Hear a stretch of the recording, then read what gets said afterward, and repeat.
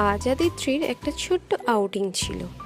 আমাদের ওখানে 206 বিজে ব্লকের পার্কে আদিত্রি গিয়েছিল আজকে আমাদের সাথে।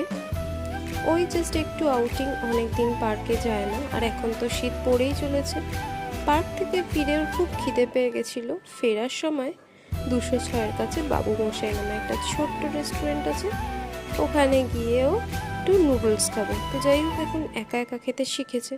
তোমাদের বাচ্চারাও কি একা একা খাচ্ছে সবাই? দেখো ওর কাণ্ড, নুডলস নিয়ে কি করবে বুঝতেই পারছে না, পুরো জড়িয়ে মরিয়ে একাকার। যাই হোক, এটাতেই খুশি যে এখন নিজে নিজে খাওয়ার চেষ্টা করছে। না হলে তো বাড়িতে কখনো নেনি, নাহলে কখনো আমি বা ওর বাবা আমরাই খাওয়াই, চেষ্টা করাই যাতে নিজে খায়।